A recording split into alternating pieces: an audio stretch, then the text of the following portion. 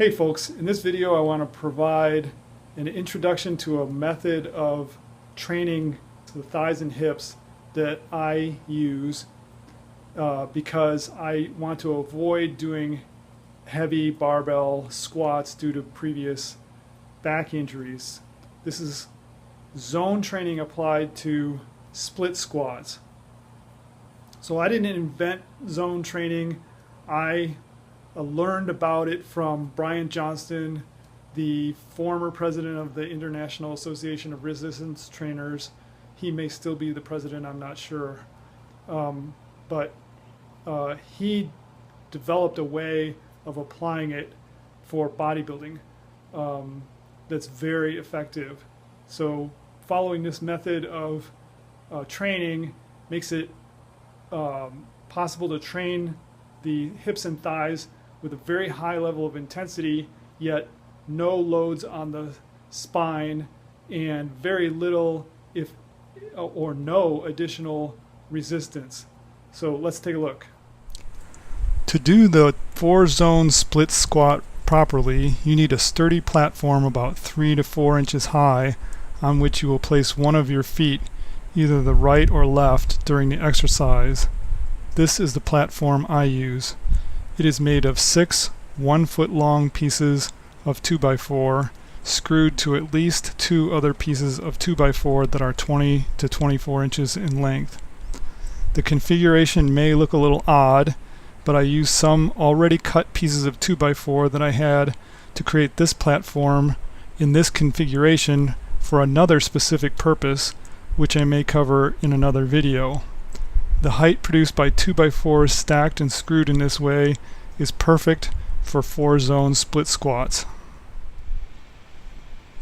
This is the setup you need for the 4-zone split squat. I always train my left non-dominant leg first. The platform should be high enough so that when your active foot is on it, the hamstrings touch the calf and the top of your thigh is below parallel to the floor. At the beginning, the passive leg will be flat on the ground and the passive foot should be resting on the instep. This posture ensures that you will be able to provide balance but not pushing strength with the non-working leg.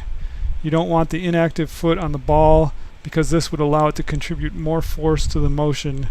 You don't want this because you are trying to load the other hip and thigh.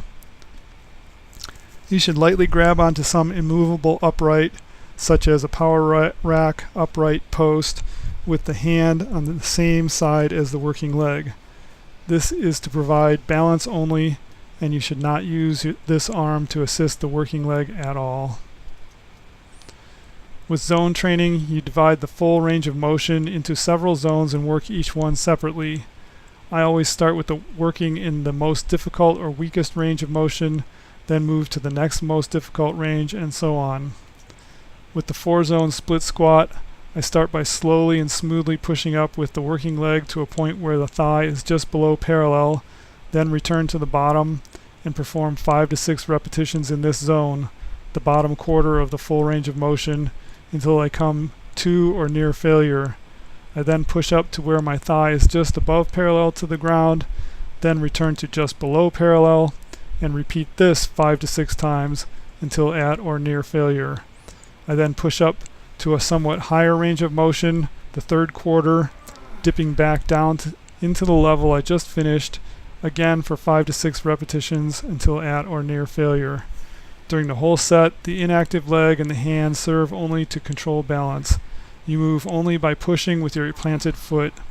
Finally, I push up just short of lockout and dip back down to overlap the previously trained range of motion. Done as just described and demonstrated, the whole set should take about 90 seconds. Studies show that most people have a higher proportion of slow twitch, endurance-tolerant fibers in their hips and thighs, like poultry dark meat. When training for hypertrophy, these muscles may respond best to sets having a longer time under load for most effective stimulation of all the fibers in these muscles, particularly the type 1 high endurance fibers. I have done fatigue testing on my thighs, and through this and training experience I have found that I generally prefer and my thighs and hips gain strength and size fastest when I train them with sets lasting about 90 seconds. sometimes up to 120 seconds. These longer sets also have a side benefit of providing intense cardiovascular training. If you have done this correctly with adequate resistance, which is simply body weight for a beginner and most people, at the end of the set the active leg will be very fatigued and you will barely be able to lock out. In one set you will have reached near momentary muscular failure 4 times and pushed that thigh and hip to a level of fatigue far greater than possible with barbell squats. You should add resistance only if your total time under load exceeds 2 minutes and you feel you can control the movement completely without providing the working leg with any assistance from the passive leg or arm.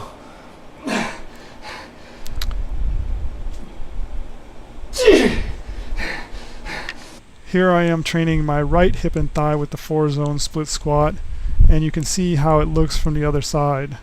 Again, I start by working only the bottom quarter of the range of motion where the leverage is such that the force requirements and muscle tension are highest. This is the range of motion most people quickly move in and out of when doing regular squats. Although your absolute strength is lowest in this range of motion, that means you can use the least amount of weight on the bar, the muscles are actually producing more force than when the knee is extended due to the leverage.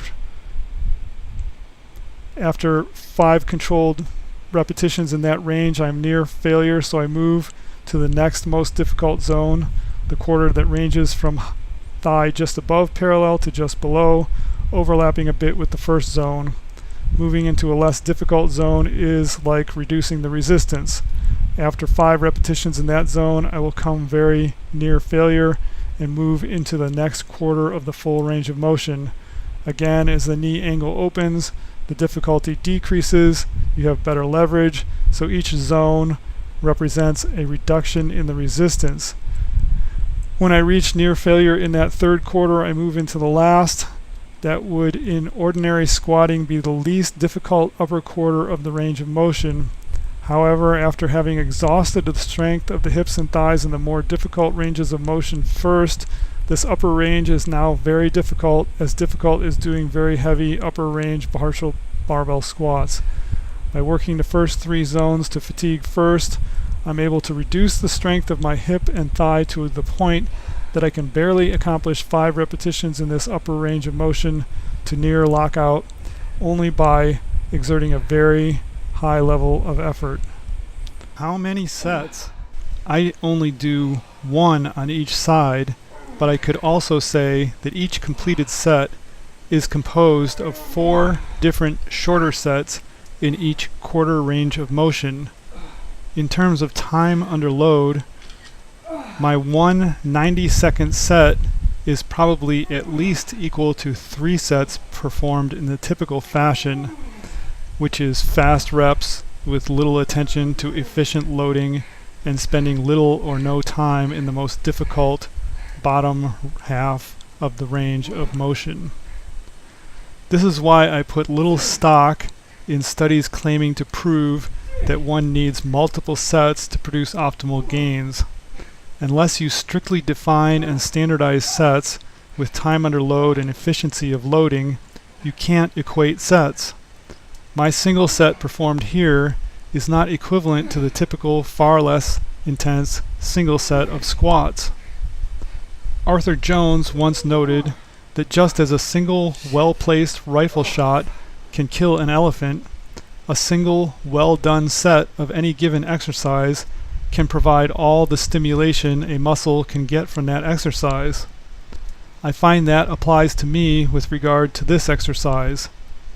If I tried to perform a second set of these, I wouldn't be able to match my performance on the first set. I would just be beating an already dead horse.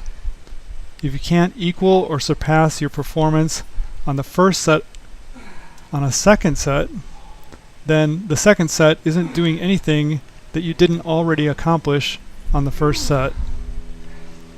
However, since like most people, my thighs and hips have a higher proportion of fatigue-tolerant type 1 slow twitch fibers, In each hip and thigh training session, I generally perform 2 to 3 different exercises for these muscles, each of those exercises for one set.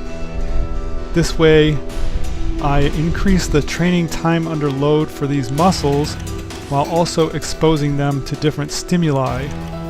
Instead of repeating the same exercise over and over, I perform multiple sets by performing multiple exercises.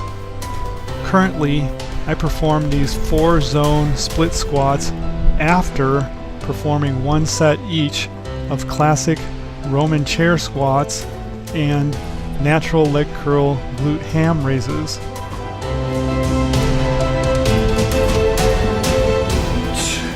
As your body weight increases, this will increase the load for this exercise, but you can also increase the load in small increments by using the brute belt setup I presented in the video linked in the upper right hand corner. I would suggest adding no more than 5 pounds at a time, sometimes less, as your purpose is to load and stimulate the muscles efficiently, not to lift more weight. Only progress the resistance when you are certain you can maintain strict form, as I have demonstrated here, and at least 90 seconds of time under load, unless you have a high proportion of fast twitch fibers in your hips and thighs, which is relatively unusual. If you get focused on adding resistance, you may end up using looser form or assistance from the arm or inactive leg, which would negate the value of any increased load.